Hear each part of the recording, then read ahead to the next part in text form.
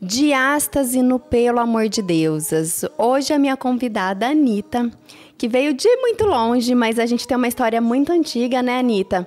E se especializou nisso, e eu também, mesmo trabalhando com a diástase, estou super curiosa, porque ela foi a fundo na diástase e ela vai trazer um pouquinho desse tema que é tão procurado pelas mulheres, né? E em especial pelas mães no pós-parto, né? Que elas têm medo da diástase, e a gente sabe que tem muita coisa na internet falando sobre diástase e muita coisa não é tão legal assim.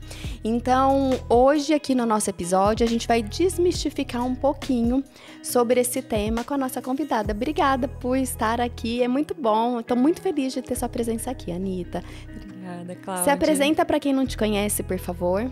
Primeiro, muito obrigada pelo convite. Estou muito contente de estar aqui.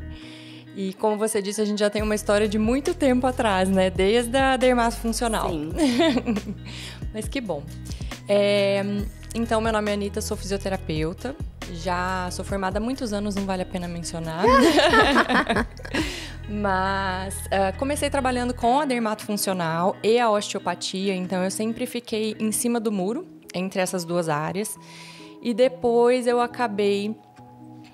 ainda trabalhando na clínica, nesses dois momentos, a gente decidiu se mudar para fora do Brasil. Então, a gente foi para a Alemanha, eu e meu esposo. E depois mudamos para a Bélgica mais uma vez e me tornei mãe. E aí foi quando eu resolvi me aprofundar no assunto diástase, né? Então, eu acho que eu senti na pele essa emoção. Eu também tive uma mudança de carreira depois que a Maria nasceu. E depois disso eu consegui também unir as minhas duas paixões, que era a saúde da mulher e a dermato, de certa forma. Sim, sem dúvida. É muito interessante. E totalmente interligadas, né? Sim, e você também, né? Exatamente. Ah, é muito bom. E pra quem...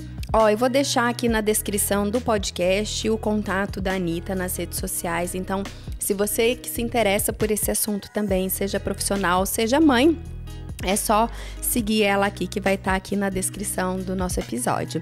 Anitta, conta um pouquinho pra gente o que é a diástase, afinal de contas. Porque muita gente tem medo da diástase, ou já ouviu falar, e muitas vezes a grande maioria não sabe o que é. Exatamente.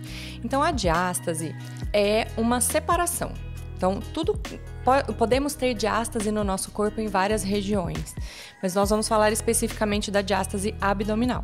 Então, o que é a diástase abdominal? É um espaço que acontece entre os dois músculos reto-abdominais. Então, na nossa barriga, ali ao redor do nosso umbigo, né, na vertical, então do peito para o quadril, nós temos uma faixa de músculos e esses dois lados, eles acabam se separando por alguma condição. Isso pode acontecer por inúmeros motivos, mas o que a gente mais conhece é a gestação. Então, ela precisa acontecer para permitir que o bebê se desenvolva dentro do útero, que esse útero se expanda e aí, então, o bebê se desenvolva naturalmente. Então, toda mulher que chegar às 39, 40 semanas de gestação vai ter diástase abdominal, porque é fisiológico. Isso, é fisiológico na gestação, né? Eu sempre, para exemplificar, sempre falo, sabe... Os moços que fazem musculação, que são super definidos, que tem os quadradinhos. Então, é a separação desses quadradinhos. Justamente. Né? Dessa musculatura que, quando a pessoa é bem forte, a gente consegue ver com clareza, né? E na gestação, muitas mulheres, como eu trabalho na obstetrícia, elas falam, será que eu tô com diástase? Eu falei, olha, vai ter. Tá? Sim. Porque ela é fisiológica, ela é uma coisa que vai acontecer para o útero poder crescer. Exato. Né? Eu tenho casos de mulheres que fizeram a cirurgia, a abdominoplastia, e que tiveram a rafia do músculo, né? Então, o cirurgião costura literalmente essa musculatura para não abrir mais. E às vezes elas engravidam depois, né? E aí é um problema, porque aí não vai conseguir ter essa separação do músculo, porque esse músculo está suturado. E muitas vezes isso há um prejuízo para o neném, os bebês são restritos. Olha só. Que eles não conseguem crescer de forma adequada. Então, essa separação da musculatura, ela é importante. Sim. Para uma gestação saudável, né? Exatamente. Até a gente orienta, né, que se a mulher, caso queira fazer uma reparação. Então, fazer tanto abdominoplastia por motivo estético, ficou com aquele abdômen avental, mais flácido e tudo, mas também para corrigir a diástase. E a gente vai chegar nesse ponto, já já a gente fala disso. Mas esperar. Você vai querer ter um segundo, um terceiro, um quarto filho, né? Espera e depois faz a cirurgia, né? Tanto pela questão do prejuízo para o desenvolvimento do bebê, mas também pelo prejuízo do investimento na cirurgia plástica, porque é um investimento alto. E aí depois ela muitas vezes vai ter que corrigir, né? Se ela tiver uma outra gestação, vai precisar operar novamente. Sim. Certo? Então, o que acontece? Durante a gestação, esse espaço vai se abrir para permitir o desenvolvimento do bebê. E então, depois da gestação, depois que o bebê nasceu, esse espaço vai ficar ali por um período. Existem alguns estudos, existe muita controvérsia nesse sentido. Então, cada estudo fala uma coisa, mas o que a gente sabe é que ao longo do primeiro ano de pós-parto, essa diástase precisa regredir, naturalmente. Mas a gente não pode apostar todas as fichas nisso, porque existe uma grande parcela da população que continua com essa diástase mesmo depois de um ano de pós-parto, né? Então, eu tenho alunas que têm 20 anos de pós-parto e que têm diástase ainda, né? Que ela não regrediu e ela não vai se corrigir se você não fizer exercícios específicos. Né? Então, a gente precisa começar esse tratamento antes dessa mulher engravidar. É o ideal. Isso. Exato. Então, tanto na preparação do assoalho pélvico, que seria o teu caso mais especificamente, mas também da estrutura para esse corpo, né? E orientar a postura, maneira de respirar, para que ela consiga ter uma boa locomoção, e também não seja sedentária durante a gestação, que é um detalhe muito importante. Eu gravei recentemente no YouTube uma série sobre o exercício físico na gestação, a importância que é. E, sinceramente, 99% das minhas pacientes não são sedentárias. Olha, isso é muito bom. É muito bom, mas, por outro lado, o que eu observo, né? A gestante que busca fisioterapia para se preparar para o parto é uma pessoa já com mais informação. Sim. Então, ela já tem um estilo de vida, ela já se cuida mais, ela sabe da importância da atividade física. Então, é uma mulher que tem um pouco mais de conhecimento, né? Porque aquela mulher que nem atividade física faz, ela ainda falta esse básico do conhecimento. Então, para ela chegar na fisioterapia pélvica, ainda é muito longe, né? Então, é isso que eu percebo.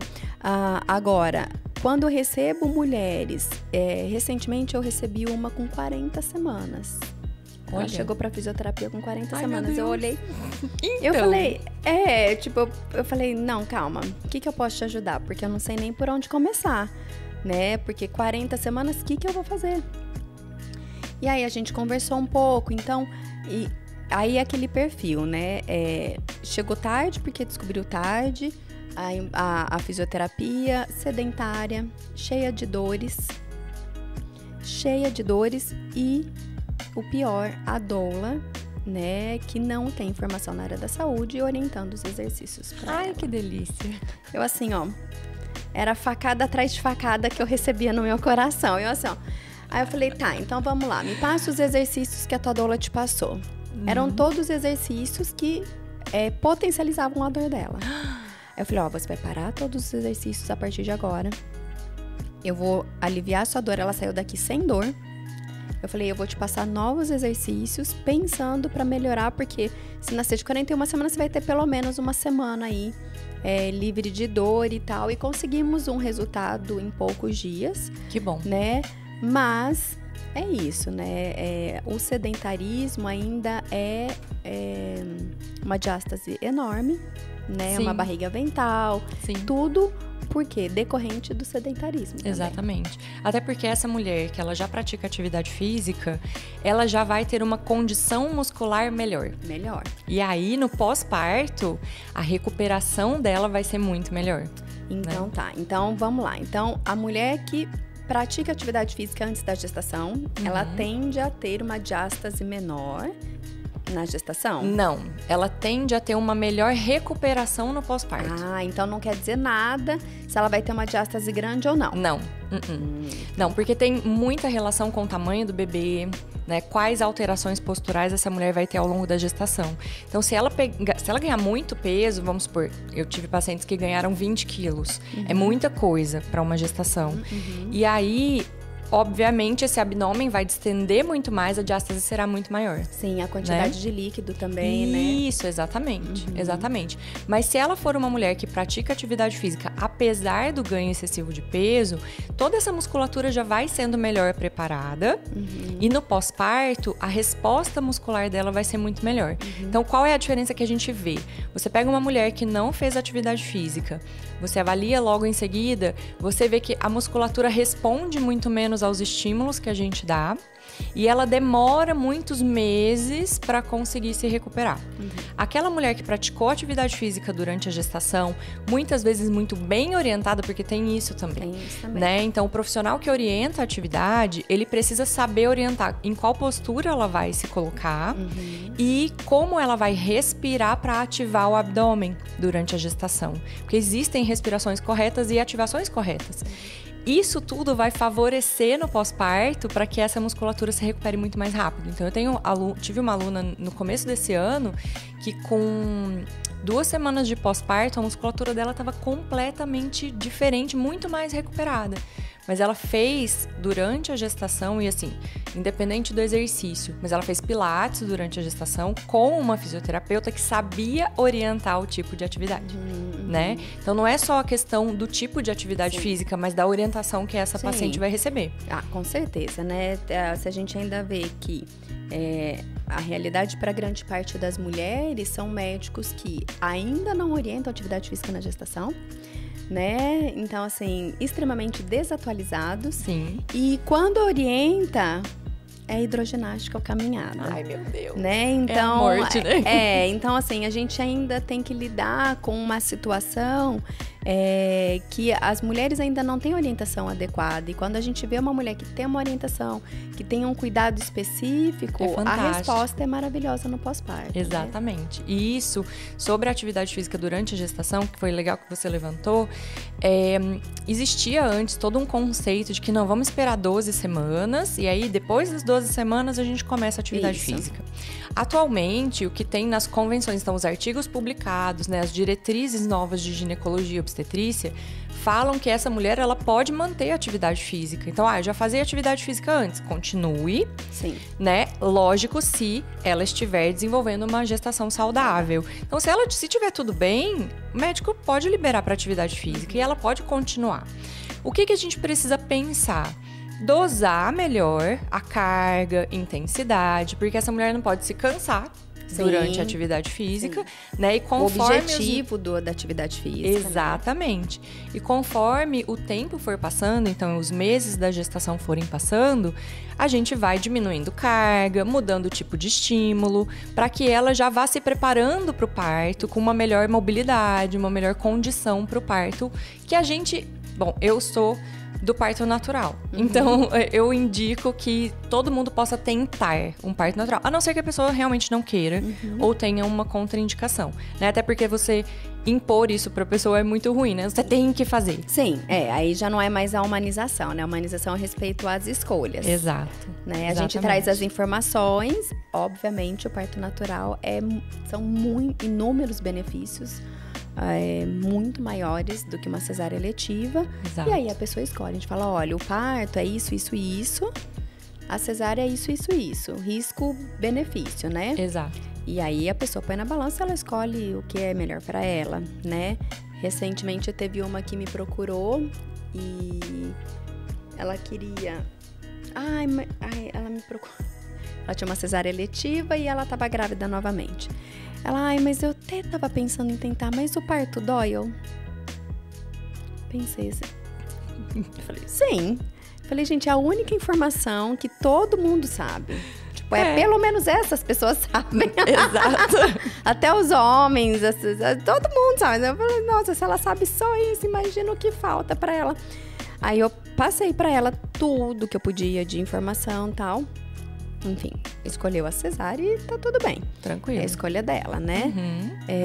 Mas a gente ainda vê ainda bastante, principalmente aqui, né, no Brasil, esse desconhecimento e umas escolhas baseadas em mito, em medo, enfim. Muito. E, inclusive, falando sobre mitos, é muito interessante que as mulheres vêm muito pra mim no pós-parto, né? Ainda existe todo um conceito de, eu vou tratar depois que aconteceu. E não vou prevenir. É igual a incontinência urinária. Justamente. As pessoas não previnem. Se você tem um assoalho pélvico forte antes da gestação, muito provavelmente você não vai ter. Não, mas a pessoa espera ter pra ir procurar ajuda. Pra depois procurar ajuda, justamente. E aí, falando do assoalho pélvico, existe um mito muito grande, eu acho legal a gente levantar, por causa da via de parto. Então, as mulheres acham que a via de parto, então, eu vou ter parto normal, consequentemente, vou ter incontinência urinária por causa do parto normal, né? E eu falo, gente, não é por causa do parto normal que acontece a incontinência urinária. Fala um pouco, né, porque sua área especificamente. Não, e realmente as pessoas acham, mas os autores são unânimes em afirmar que o maior fator de risco para o assoalho pélvico é a gestação. Exato. Né, por conta do peso que o assoalho pélvico carrega. E a pergunta é, o quanto esse músculo tem força para carregar tudo isso? Exato. Né, você pensa, né, ele é um músculo postural. Então, se você pegar a tua coluna e começar... Eu falo assim, quando você descobre que você tá grávida, você tem 2 caminhos. Alguém chega pra você e fala assim, olha, a partir de agora, você vai carregar 1 quilo de saco de arroz nas costas e percorrer 1 quarteirão. E aumentar 1 quilo por semana. Até 40 semanas você tá carregando 40 quilos. Né? E aí a gente tem só 2 caminhos. Um caminho que é a maior parte das gestantes. 1 quilo é fácil, 2 quilos é fácil, 3 quilos é fácil, vai até onde eu consigo. Ou, bom, se lá com 40 semanas eu vou estar carregando 40 quilos, o que eu posso fazer hoje para carregar esse peso lá na frente? Que é o fortalecimento. Exato. Né? Então, se a gente trabalha essa musculatura, tem gente que fala assim, eu vim muito cedo para fisioterapia, 27 semanas, Não, tá... Mal ela sabe. Eu falei, nossa, quanto antes você começar, você podia ter começado antes da gestação, né? Mas ainda existe uma desconstrução, é uma área nova, né? Tanto a fisioterapia pélvica como a fisioterapia para o cuidado da diástase são áreas muito novas. Então, ainda existe... Eu vi um estudo que mostrava assim, que a partir do momento de uma descoberta científica importante, né? Então, descobriu, sei lá, vamos pôr que o fortalecimento perineal previne incontinência, tá? E foi comprovado. A partir de um descobrimento científico importante, para ele ser colocado em prática, levam 10 anos. Olha só. Né? Então, assim... Por quê? São poucos profissionais que estão atualizados, que vão começar a colocar na prática, que outros profissionais vão ouvir, que até tudo isso passar e realmente estar inserido numa sociedade são 10 anos. 10 anos. Né? É muito tempo. É muito tempo. E aí, em 10 anos, muitas vezes, outras coisas surgiram. Mudou. Exato. Mudou. Então, a gente pode falar muito sobre a questão da diástase nesse sentido, porque o que a gente vê hoje, né, nos estudos, é que a fáscia muscular é muito importante para o nosso trabalho de reestruturação dessa diástase. Então, eu preciso ter um trabalho global do corpo. E antigamente, a gente trabalha... Antigamente, eu tô falando 10 anos atrás, tá? Então, quando eu fiz a minha formação de osteopatia, logo depois que eu saí da faculdade, a gente tinha um conceito sobre fáscia. Hoje, a gente tem um conceito completamente diferente sobre o tratamento da fáscia. Então, naquela época, usava-se muito a massagem miofacial com bastante pressão, muita força. Então, era quase uma tortura para quem estava recebendo, né? E o fisioterapeuta tinha que botar bastante força. A gente usava muito corpo para poder potencializar a força que a gente usava. E hoje, sabe-se que o negócio é um toque sutil. Sutil. Para quem não sabe o que é a fáscia, para você entender, você que tá ouvindo, sabe carne de panela? Quando a gente faz, não tem não tem aquela pelinha em volta da carne de panela, então aquilo é uma fáscia. Exatamente. Né? Então, só para você ter uma ideia, como o nosso corpo é completo, quando a gente faz um tratamento, a gente trabalha só o músculo, né? No caso, só a carne de panela. A gente vai trabalhar também a fáscia porque ela tem um papel importante nisso, porque ela é um tecido de conexão, Exatamente. de sustentação ali também desses músculos em si. E atualmente a gente vê que a fáscia, ela tem papéis muito mais importantes do que a gente acreditava antes. Então, quando eu fiz faculdade, eu me lembro do meu professor falando que, a fáscia, imagina assim, uma meia calça. Ela recobre todo o seu músculo como se fosse uma capa. E esse era o conceito que existia da fáscia, que ela era meramente uma estrutura de sustentação, mas pela estrutura fibrosa que ela tem, né? Porque é colágeno.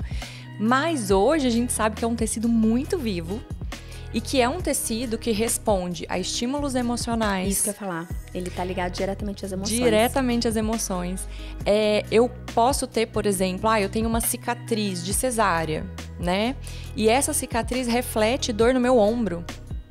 Por causa da face. Então, toda essa conexão que vem... Porque a face, ela envolve a fibra muscular, ela envolve um feixe muscular, ela envolve o músculo inteiro, um grupo muscular inteiro. Órgãos, e o corpo todo. E o corpo Exatamente, todo. Os órgãos.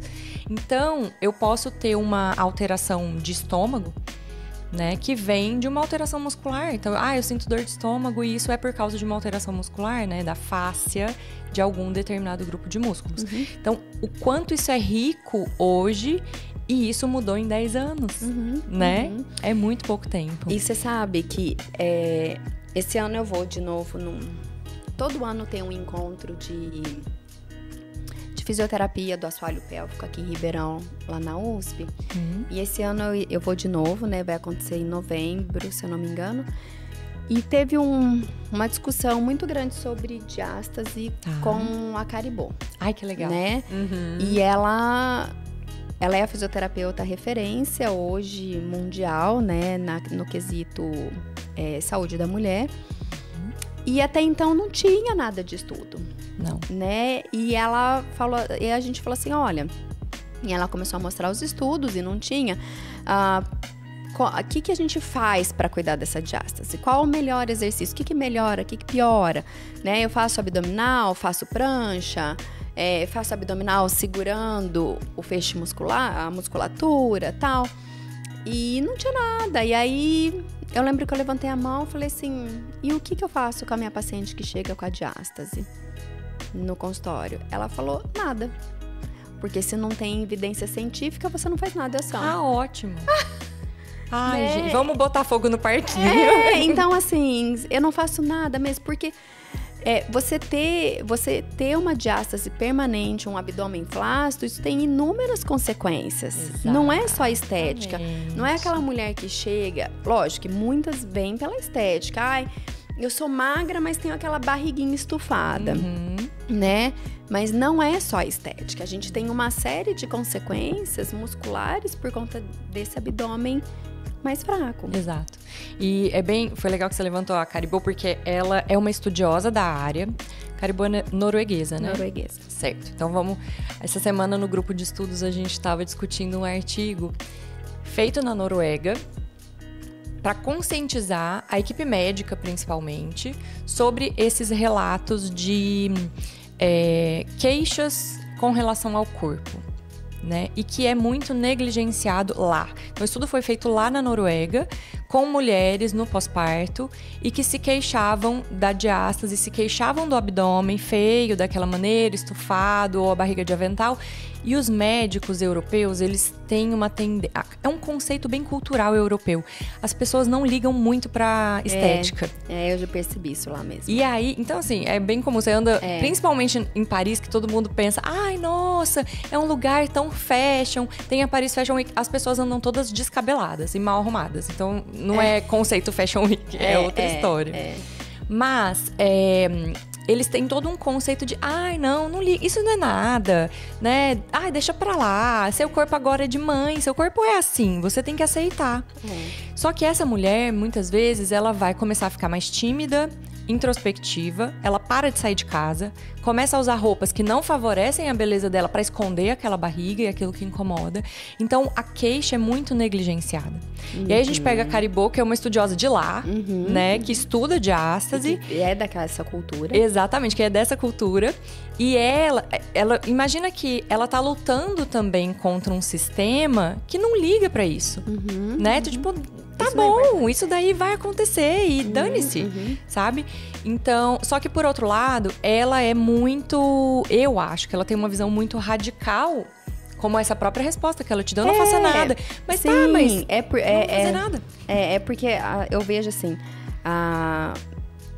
o pessoal vamos pôr, da academia, que estuda, ou é preto no branco. Exato. Né? Se tem evidência, tem. Se não tem, não tem. Enfim, e pronto, e acabou. Só que a gente que tá do outro lado da clínica, não é assim que acontece. Não, e outra, né? A clínica precede a evidência muitas vezes. Isso, então assim, a gente tem essa questão muito forte, pelo menos aqui no Brasil, né? Vamos lá, 50% das mulheres que me procuram são por causa de diástase. Olha só. Com medo da diástase. Olha só. Então, já é uma questão, né? Dentro da nossa clínica, muito importante. Sim. Né? Então, elas vêm muitas vezes para fisioterapia pélvica para evitar. Então, assim, é uma queixa. A mulher tem muito mais medo da diástase do que um prolapso de bexiga, por exemplo. Exato. Que é muito pior. Exatamente. Né? Então, e que ela muitas vezes não sabe que pode acontecer também. Então, essa é uma questão muito importante, realmente, né? A cultura também embasa aí as pesquisas, Exato, né? Exatamente. Então, eu vejo assim, conversando com profissionais de lá, né, da Bélgica principalmente, eles têm um conceito funcional. Você pode fazer esse tipo de exercício, você pode fazer aquele, mas não existe a atenção que a gente tem aqui no Brasil de, não, pera, deixa eu analisar isso aqui direito a fundo, ver qual é o problema desta mulher especificamente. Não é assim, existe esse exercício, aquele você pode fazer todos. Não é assim que funciona um tratamento, né? Existe uma gama enorme de exercícios que podem ser feitos. Mas como é a postura dessa mulher? Porque se você pegar uma mulher que tem uma postura mais tímida, então mais fechada, você vai fazer um tipo de exercício. Se você pega uma mulher mais imposta, né, que tem o peito mais aberto, uma postura mais ereta, é outro tipo de exercício que você vai passar para ela, porque a fáscia muscular tá completamente diferente. Sim. E você precisa reequilibrar essa fáscia.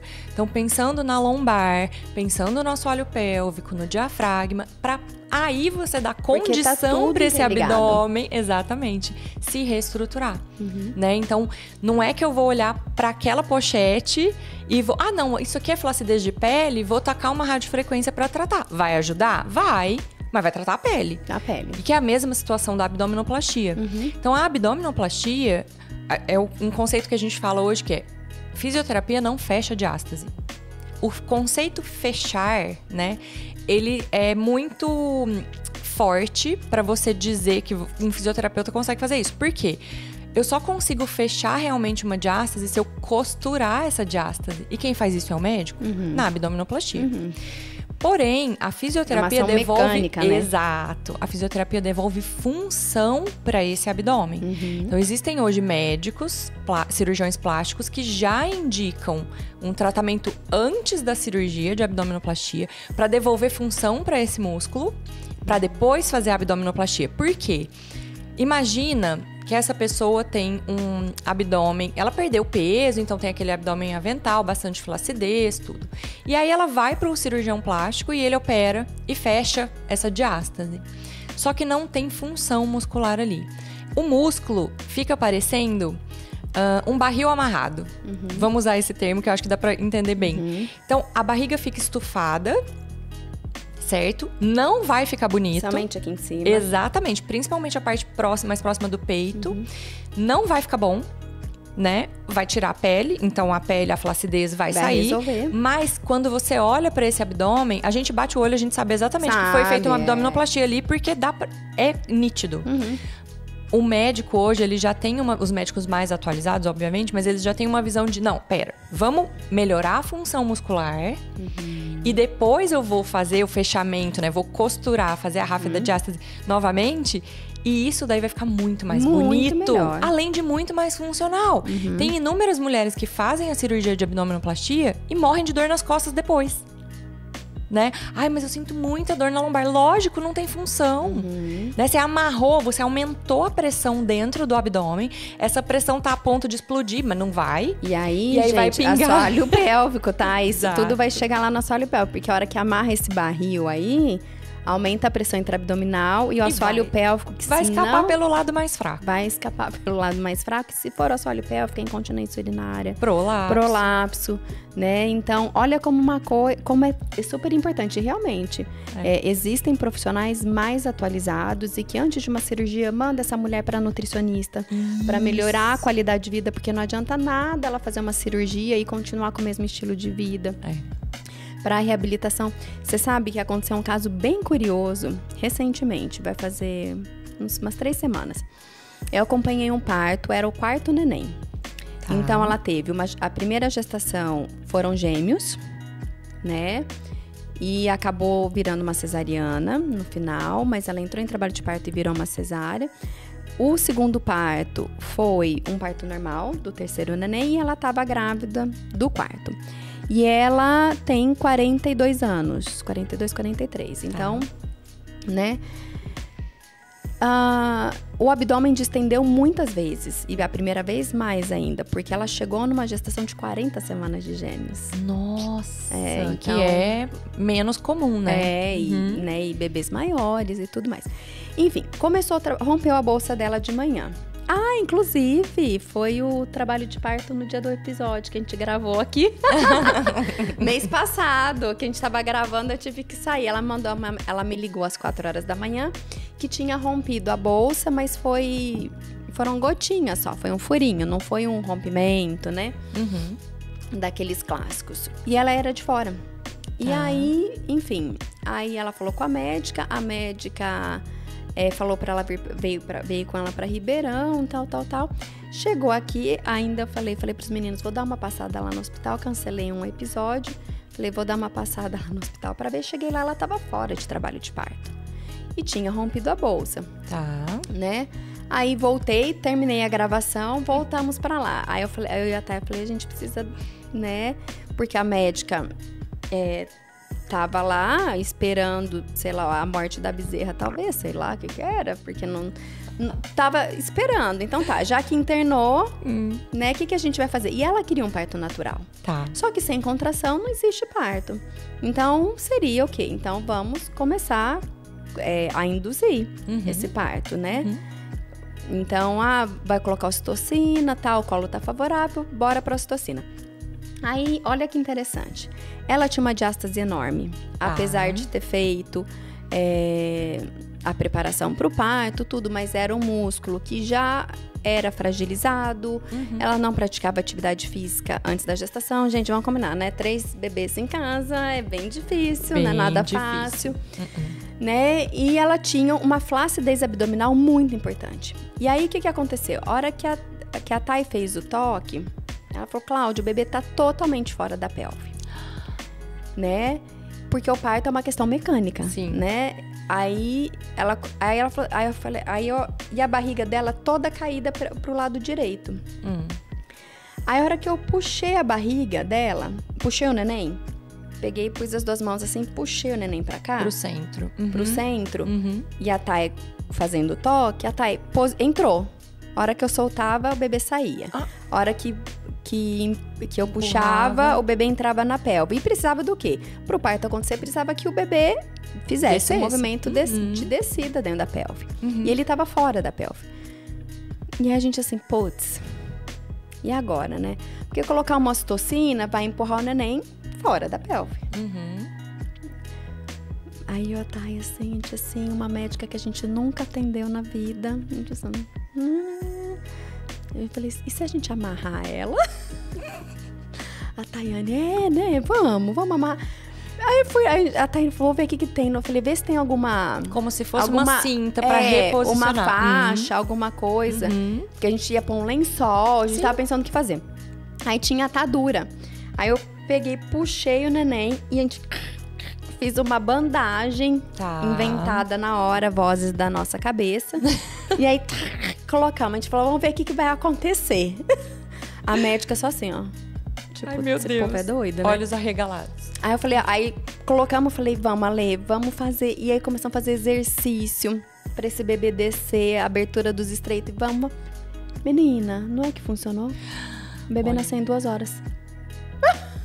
Sem ocitocina, sem nada. Então, assim, a flacidez muscular. Exatamente. E vocês identificarem que era isso que precisava ser feito. Então, olha como a flacidez muscular atrapalha, inclusive, o parto. Claro. E ainda depois, a gente falou, nossa, o que será que essa médica achou da gente, né? Aí a paciente falou assim, não, eu avisei pra elas que vocês eram maluquinhas. Ai, meu Deus. Eu falei, maluquinhas, mas a gente resolve, hein? Exatamente. Então, olha como é importante um cuidado, um olhar pra essa musculatura. Principalmente as mulheres que querem ter mais filhos. Exatamente. Né? Até para que no pós-parto seja muito mais rápida a recuperação. Então, o que ela vai precisar fazer no pós-parto especificamente? Primeiro a gente começa com exercício respiratório, né? Para poder ir devolvendo, porque muita gente não sabe, mas o abdômen, ele faz parte da respiração. Sim, muita gente. E a gente consegue só com o exercício respiratório trabalhar função muscular no abdômen, né? E depois você vai introduzindo, conforme as semanas vão passando, você vai introduzindo as outras atividades para poder conseguir reestruturar e melhorar a função muscular. Então, a gente tem estímulos, porque o que tem nessa faixa abdominal que a gente precisa tratar, né, da diástase? Colágeno. Então, o transverso do abdômen, que é a musculatura mais profunda e que é a musculatura mais afetada pela diástase, a parte central dele é colágeno. E o que a gente precisa fazer é estimular a produção de colágeno neste ponto para que essa musculatura se aproxime novamente, né? Que a gente não vai falar, vai se fechar. Né? A gente vai dar função. Então, quando você toca um abdômen que tem, apesar do espaço, né, da diástase, ele tem função, ele consegue fazer uma rigidez quando você pede a contração do músculo transverso. Quando a pessoa não tem função, que é muito legal de avaliar no pós-parto, então, se o profissional tem a oportunidade de tocar o abdômen no pós-parto imediato, é muito bom de ver, porque você consegue ver a diferença nítida entre um abdômen que se distendeu. Então, imagina que esse abdômen se distendeu por 9 meses. Então, ele foi comportando aquele espaço, foi aumentando. E aí, em horas, esse bebê sai dali de dentro. E esse músculo? Então, imagina um elástico que você foi esticando, ele se distendeu. Acho que melhor do que elástico é uma sacola de plástico. Né? Você puxar a sacola de plástico e ir esticando a fibra do plástico e fica aquilo ali, né? Fica aquela distorção do tecido. E aí, como que eu vou fazer para voltar isso para trás? Né? Então, eu preciso começar a dar estímulos para que o cérebro e que esse músculo vão estimulando e vão respondendo, para depois de um tempo a gente conseguir devolver a função muscular. E aí isso vai depender de muitos fatores. Tanto de como é a produção de colágeno dessa mulher, da idade, se ela está estressada ou não, porque o estresse, o excesso de cortisol atrapalha a produção de colágeno. Né? Então, a reestruturação disso é ruim. Durante a amamentação também dá uma atrapalhada por questões hormonais na reestruturação do colágeno. Nossa. Então, demora mais sente tempo. O corpo inteiro. Exatamente. Mais molenga. Mais molenga, exatamente. Então, são vários fatores para serem analisados e em cada quadro você vai inserindo os exercícios para que essa mulher volte à função normal. Tem mulheres que voltam com função normal em 3 meses, mas é clássico que a gente consiga reestruturar aí depois de 1 ano, mais ou menos. Porque um tratamento de diástase, ele pode durar de 6 meses a 2 anos.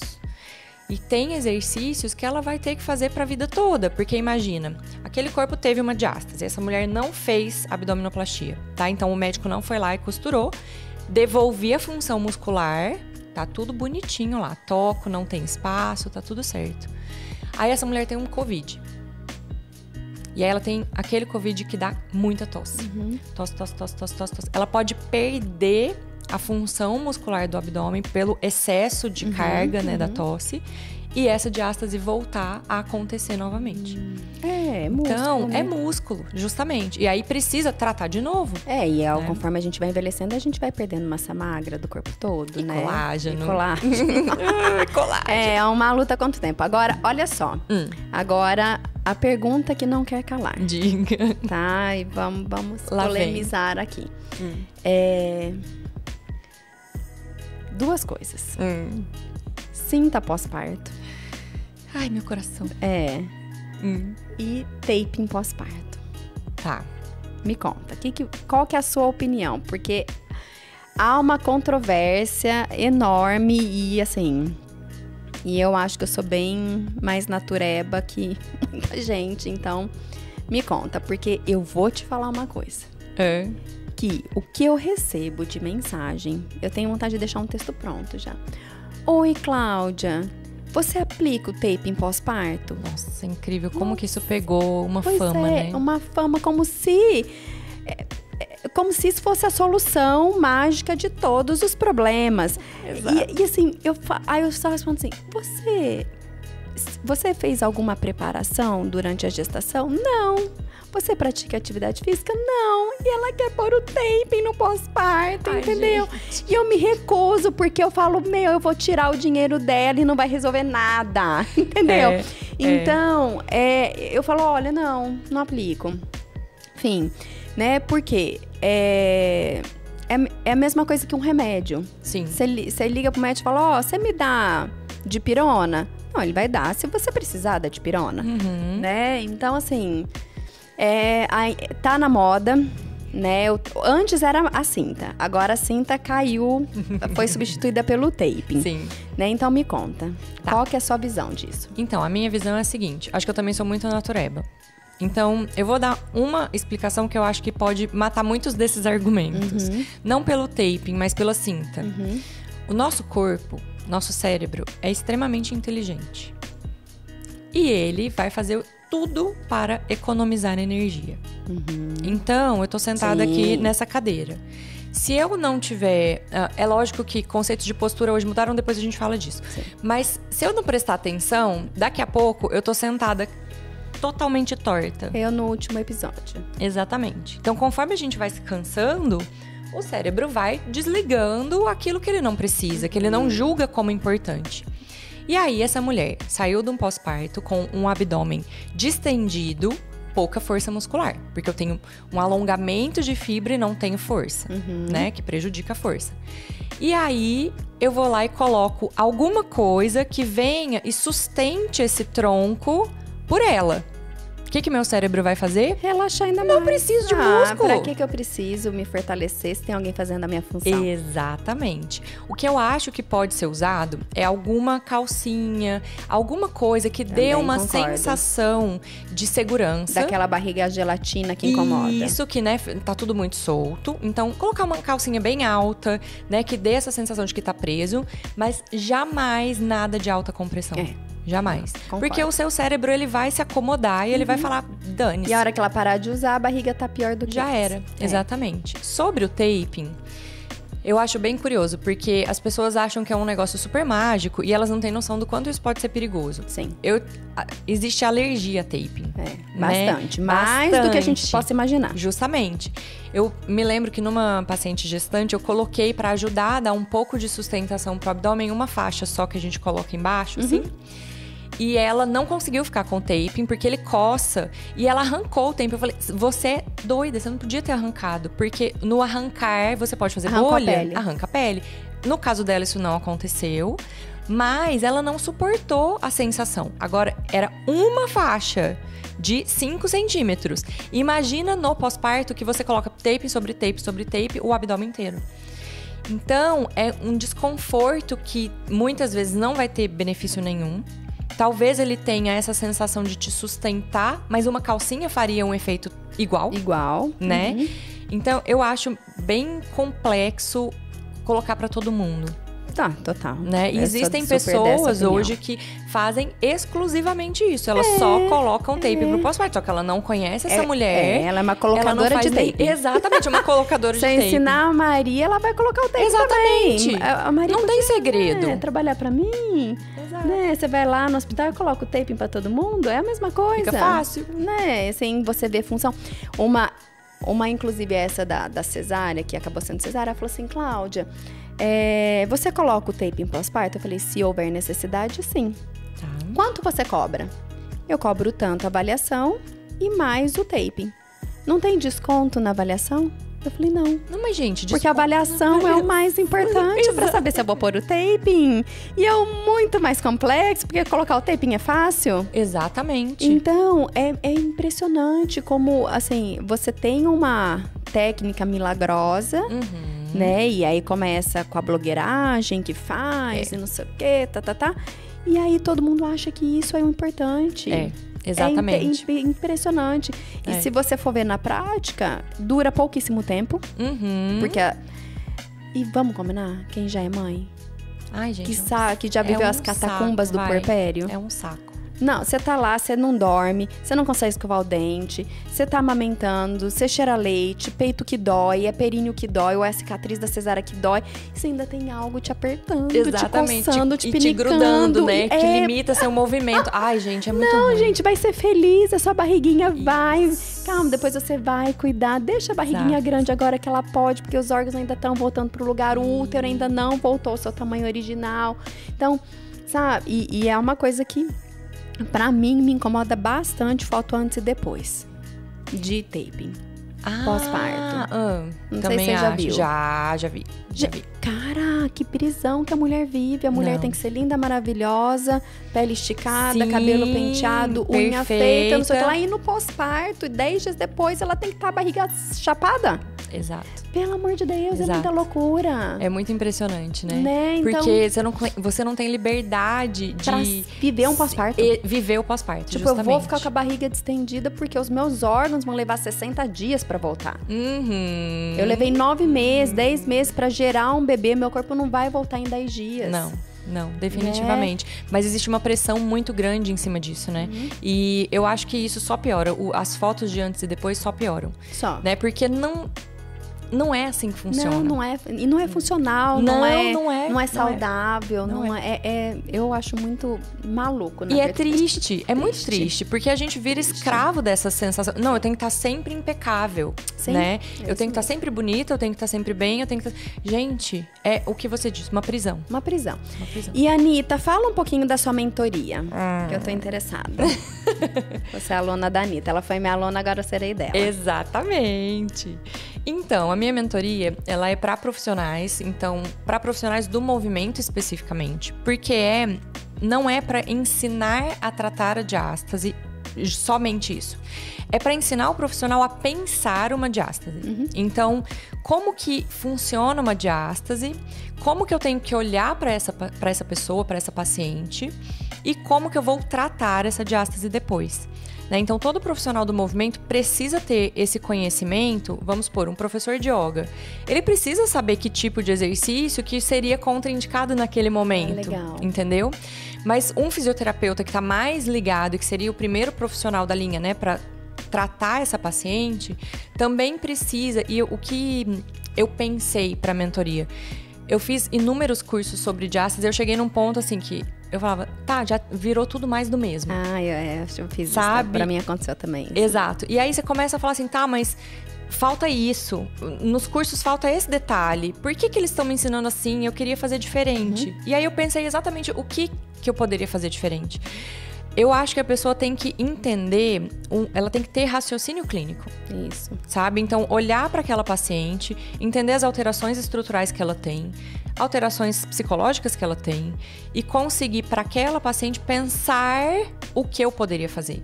Não é ter uma gama de exercícios e não saber o que aplicar. Exatamente. Uma receita de bolo. Uma receita de bolo. Então, a minha ideia é dar para o profissional essa liberdade de para essa aluna eu posso fazer isso, mas para essa daqui eu não posso, né? E saber pensar desse jeito. Raciocínio clínico. Exato. Né? Raciocínio clínico, que eu acho que é o diferencial. Porque é muito chato você assistir... Eu comecei assim... Bom, primeiro que toda a introdução dos cursos é sempre a mesma, porque os conceitos são os mesmos, né? Os mesmos e tal. Mas chega no ponto do tratamento, a pessoa joga um tratamento lá, até traz um paciente. Olha, você tá vendo esse caso? Nesse caso nós vamos fazer isso. Mas e naquele outro caso? Como é que eu poderia fazer? Não, aí naquele outro caso é outra coisa. E como é que eu penso nisso? Mas aí você tem que ver quando você tiver paciente. Bem assim mesmo. Sabe, isso não funciona desse jeito. Eu preciso, enquanto profissional, conseguir olhar, para aquele caso e falar, bom, aqui eu posso usar isso, ali eu posso usar essa ferramenta e várias ferramentas, né? Porque, como eu te falei, a gente precisa começar com respiração, depois você vai inserindo exercício e essa mulher precisa ir respondendo. Por isso que o tratamento demora, né? As pessoas têm muita pressa. Hoje a gente é muito imediatista. Eu quero resolver pra ontem, né? Por isso que as fotos de antes e depois de taping são tão famosas, porque depois, vou ficar magrinha. Não vai. Entendeu? Vai dar aquela estruturada, um efeito Cinderela muito bonitinho e depois não vai resolver. E função muscular demora pra ser desenvolvida. Olha como a gente volta pra academia. Você tá, sei lá, anos sem fazer atividade física, vai fazer exercício. Quanto tempo você demora pra começar a ver seu músculo crescendo e desenhando e ficando bonito? É muito tempo. Muito tempo. Função muscular é a mesma coisa, né? Principalmente se for num pós-parto. Né? Então tive 3. Eu tenho uma aluna que teve 6 gestações. E ela tá incrivelmente bem. Por quê? Porque na última gestação, ela foi se cuidar. Ela sempre fez atividade física. E a professora de yoga dela identificou que ela tinha uma alteração que ela não estava conseguindo corrigir. Aí ela entrou em contato comigo. Falou, Anitta, olha, eu acho que essa paciente é um caso pra você. E eu nem conhecia essa professora de yoga. Ela falou, olha essa pessoa e vê e tal. E me explicou. Aí a paciente entrou em contato comigo. Eu falei, eu acho que eu consigo te ajudar. Mudei algumas coisas. Ela teve uma gestação extremamente saudável. Ela sabia... Eu expliquei pra ela, porque eu tenho isso de dar aula pros meus alunos. Então, eu quero que a pessoa entenda por quê. Exatamente. Não é simplesmente fazer. Porque se ela entender o porquê, ela vai fazer. Né? É muito mais fácil do que eu vomitar um monte de informação pra ela. Massagem perineal leva 5 minutos pra demonstrar, mas a sessão dura 45, porque o resto eu tô explicando que é laceração, as evidências, pra que ela entenda que aquela coisa chata que ela vai fazer em casa é super importante. Perfeito. E aí ela conseguiu. Ela sentia dor nas costas, ela falava, não, eu tô errando na minha postura. E ela mesma corrigia a postura dela do jeito que eu ensinei pra ela, a dor passava. Porque ela pegava as outras crianças no colo, né, enquanto estava grávida. E aí agora, no pós-parto, o abdômen dela tá respondendo super bem. Super bem, olha lá. Depois de todos esses estímulos, tanto mecânicos quanto hormonais. Anitta, é isso, né? Pra gente entender que diástase não é só fazer prancha, não é, né? A gente precisa de uma avaliação, a gente precisa de um cuidado melhor. Então, acho que esse episódio, ele serve tanto pra mulher, né, que tenha diástase, tenha preocupação com isso, com a estética, com a função e tudo mais, quanto para profissionais, fisioterapeutas e não fisioterapeutas, médicos, outros profissionais, né, da yoga, educador físico, enfim, né, trazer um pouco informação, porque é um assunto que se fala muito e tem pouco conhecimento difundido. Exato. Né? Então, muito obrigada pela sua participação, foi maravilhoso ter você aqui, eu amei. Obrigada a você. Amei esse tema. Eu também, muito obrigada. Obrigada, viu? Obrigada a você.